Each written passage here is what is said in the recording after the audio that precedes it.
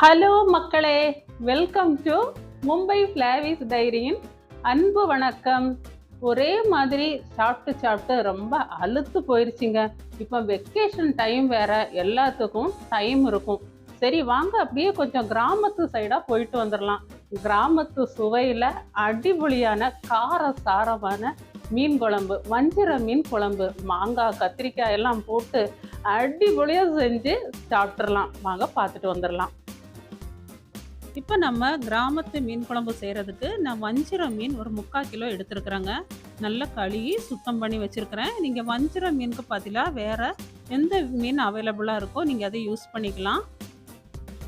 இப்போ நான் வந்துட்டு 2 பெரிய வெங்காயம், 1 ஸ்பூன் அளவுக்கு சீரகம் போட்டு மிக்சி ஜாரில் ஒரு சுற்றி வச்சுருக்கிறேன். நீங்கள் அம்மிக்கல் இருந்தாலும் அரைச்சி எடுத்துக்கோங்க, இல்லை மிக்சி ஜாரில் அப்படியே அரைச்சி வச்சுக்கோங்க. தக்காளி பழம் 2 எடுத்துருக்கிறேன். எடுத்து அதே மாதிரி ரொம்ப மையாக அரைக்காமல் நீங்கள் கையால் பிசைஞ்சு வச்சுக்கிட்டாலும் சரி, இல்லைனா மிக்சி ஜாரில் போட்டு நீங்கள் அடித்து வச்சிட்டிங்கனாலும் சரி.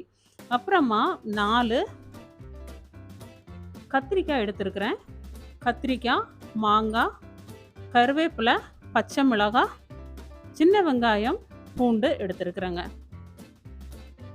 உங்களுக்கு மாங்காய் விருப்பம் இல்லாதவங்க, மாங்காய் கத்திரிக்காய் விருப்பம் இல்லாதவங்க இதை சேர்க்க வேண்டாம், மறந்துடுங்க. மீதி இருக்கிற பொருட்கள் மட்டும் போட்டு நம்ம குழம்பு வைக்கலாம். இப்போ நான் மண்சட்டியில் 3 டேபிள் ஸ்பூன் அளவுக்கு நல்லெண்ணெய் சேர்த்துருக்கிறேன். கடுகு 1 டீஸ்பூன்.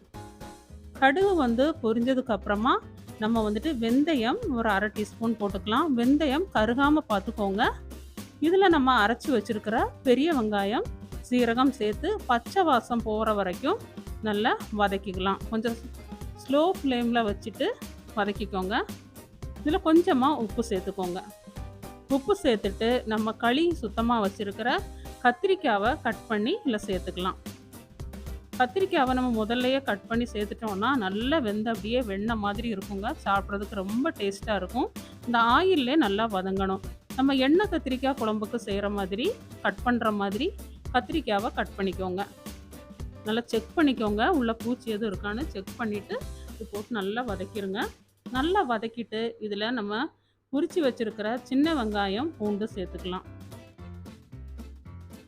சின்ன வெங்காயமும் பூண்டும் இந்த ஸ்டேஜில் சேர்த்துக்கோங்க. முதல்ல சேர்க்க வேண்டாம், ஏன்னா ரொம்ப குழையக்கூடாது, தனித்தனியாக தெரியணும். புளி நான் ஒரு எலுமிச்சம்பழம் அளவுக்கு எடுத்துருக்கிறேன். அதே மாதிரி நான் கேரளா புளியும் எடுத்துருக்குறேங்க, குடம்புளி.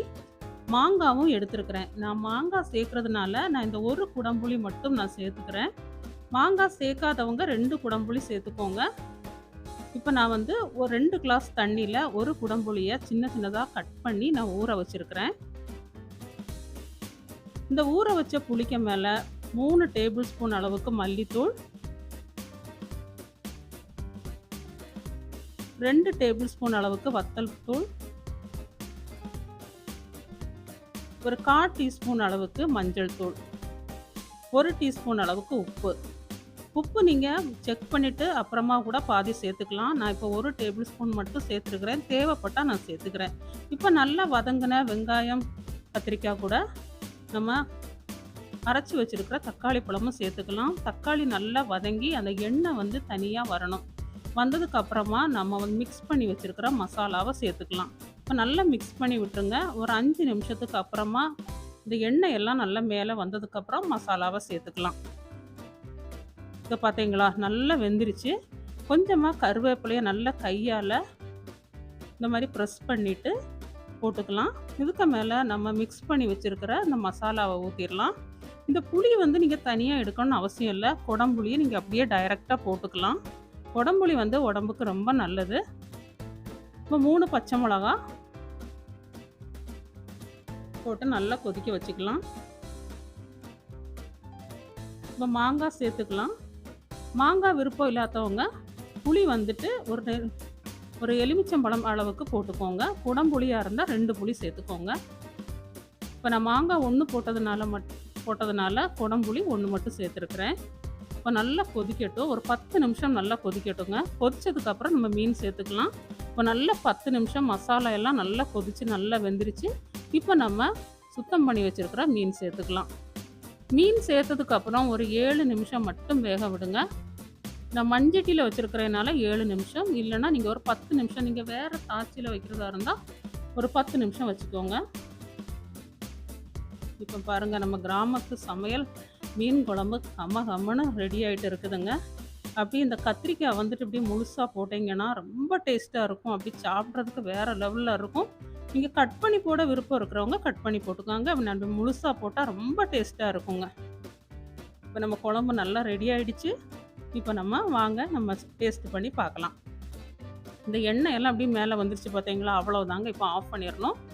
ஆஃப் பண்ணி கொஞ்சம் ஆறுனதுக்கு அப்புறமா நம்ம டேஸ்ட் பண்ணலாம். அப்படியே சாதத்தில் அப்படியே குழம்பு ஊற்றி அப்படியே டேஸ்ட் பண்ணலாம். மீன் குழம்பு வந்து ஒரு நாளுக்கு அப்புறம் நீங்கள் சாப்பிட்டீங்கன்னா ரொம்ப டேஸ்ட்டாக இருக்கும். இந்த கத்திரிக்காய் இந்த மாதிரி மீன் குழம்புல கத்திரிக்காய் போடுறத நீங்கள் சாப்பிட்டீங்கன்னு வைங்களேன், வீட்டில் சண்டை தான் வரும். எனக்கு வேணும்னு எல்லாரும் சண்டை போடுவாங்க. இந்த கத்திரிக்காய் அவ்வளோ டேஸ்ட்டாக இருக்கும். கத்திரிக்காய் மாங்காய் போட்டு இப்படி கிராமத்து முறையில் செய்முறையில் சாப்பிட்டு பாருங்கள், வேறு லெவலில் இருக்கும்.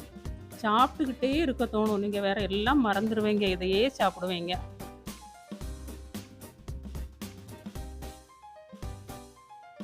நம்ம வீடியோவுக்கு சப்ஸ்கிரைப் பண்ணாதவங்க சப்ஸ்கிரைப் பண்ணி வச்சுக்கோங்க. அந்த பெல் ஐக்கானை தட்டி விட்டுருங்க. அப்புறம் ஆல் அப்படிங்கிற ஆப்ஷன் வரும், அதையும் தட்டி விட்டுருங்க. நான் போடுற வீடியோவோட நோட்டிஃபிகேஷன் உங்களுக்கு வந்து சேரும். உங்கள் அன்பு புன்னகையுடன் ரேச்சல் ஆம்ப்ரோஸ்.